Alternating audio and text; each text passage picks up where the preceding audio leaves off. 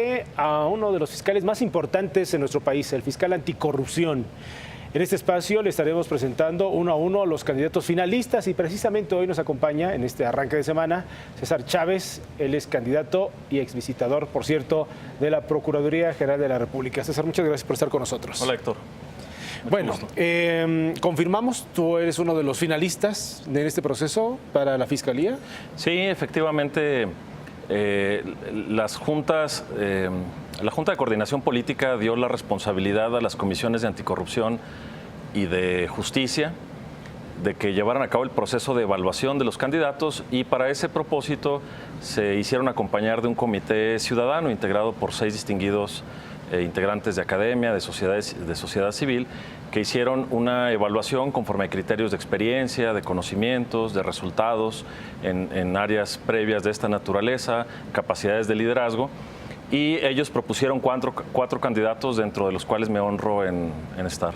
Bien, para aquellas personas que no conozcan el perfil de César Chávez, ¿cuál sería la definición en 5 elementos, César? Pues mira, he sido un servidor público de 12 años en diferentes cargos de la Administración Pública Federal, siempre relacionados con temas de combate a la corrupción. Fui visitador general de la Procuraduría General de la República. La Visitaduría General es el órgano interno que persigue las conductas irregulares de los propios agentes del Ministerio Público, policías, peritos y demás servidores públicos de la institución.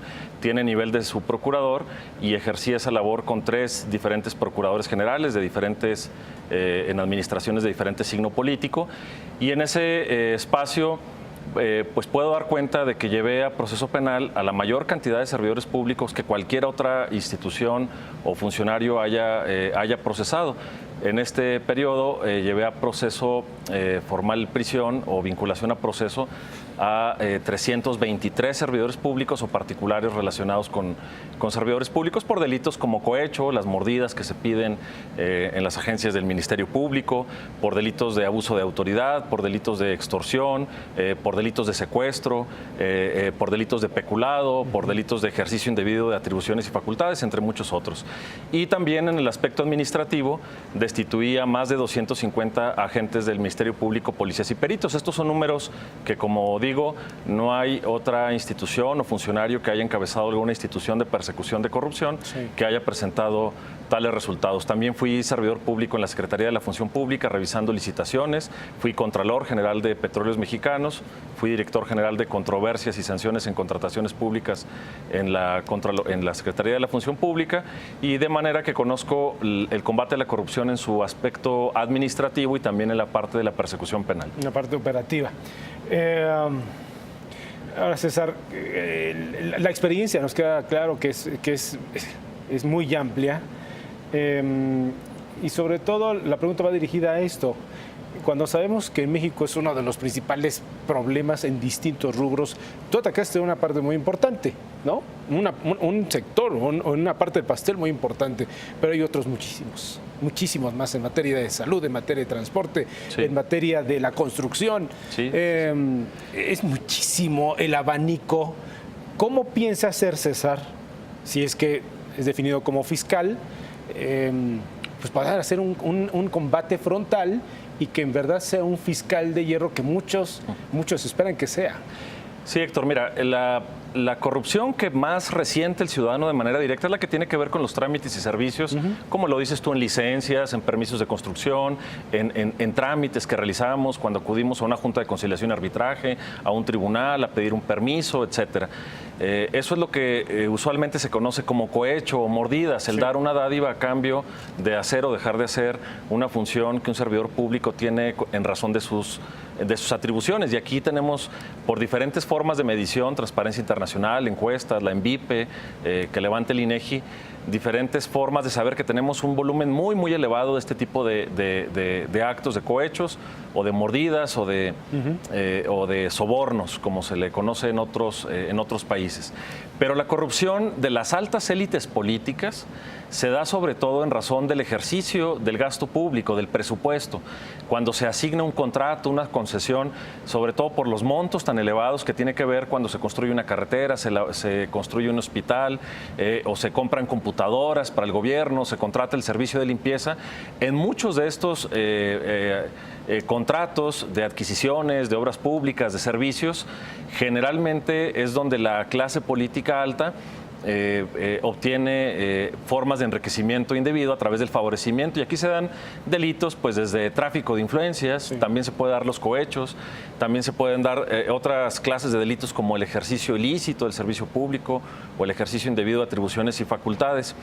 De manera que quien combata todo este fenómeno pues tiene que tener todo el abanico. Me parece que aquí la Procuraduría General de la República y en su momento la Fiscalía General en su conjunto tiene que estar combatiendo en todo el despliegue del territorio nacional a través de una política de combate a la corrupción los actos que más le aquejan al ciudadano, pero los grandes casos por las élites políticas involucradas son los que tienen que ser atraídos al conocimiento directo de una fiscalía especializada con un cuerpo de investigadores especializados en el entendimiento del fenómeno, conocedores de finanzas públicas, del derecho administrativo que regula todos estos actos de la administración, que puedan realizar seguimientos, por ejemplo, de actos de lavado de dinero, etcétera.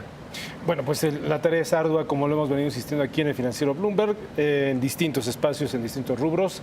César Chávez es uno de los candidatos finalistas para poder ser fiscal, uno de los fiscales más importantes, insisto, en nuestro país, que es el de la corrupción, o para combatir la corrupción. Así es que mucha suerte, César. Gracias, y seguiremos el proceso porque falta muy poco, ¿no?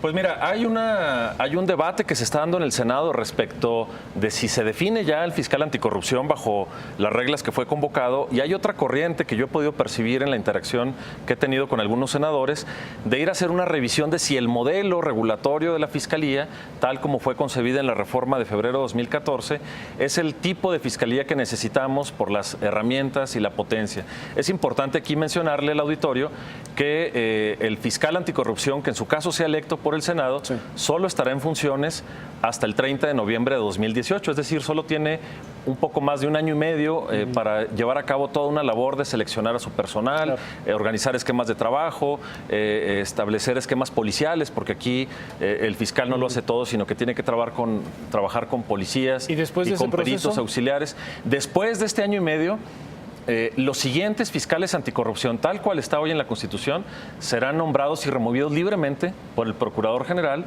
o, en su caso, por el Fiscal General de la República. Este es un fiscal de transición para un tiempo muy corto, que es de un año y medio, y además, conviene decirlo, Héctor, la Constitución establece que el Procurador General de la República puede remover libremente a este fiscal que sea nombrado por el Senado. Estos son algunos aspectos ya de índole operativo que diferentes organizaciones sociales y estudiosos del tema han puesto como un elemento de debilidad de la Fiscalía, y por eso se está pidiendo que se haga primero una revisión de fondo de cuál es el diseño que la Constitución estableció y la serie de reglas operativas bajo las cuales funcionará esta Fiscalía, pues para dar los resultados que la sociedad estaría esperando en esta materia, que es urgente. Y sin la cual, por cierto, no se entendería un sistema nacional anticorrupción. Si no hay corruptos en la cárcel, creo que difícilmente el ciudadano que nos escucha, que nos ve, podría entender que en México estamos haciendo algo distinto en materia de combate a la corrupción. Con eso nos quedamos. César, muchas gracias otra vez. Muchas gracias a ti, Héctor. Hasta la próxima. Gracias. En otros temas, distintas organizaciones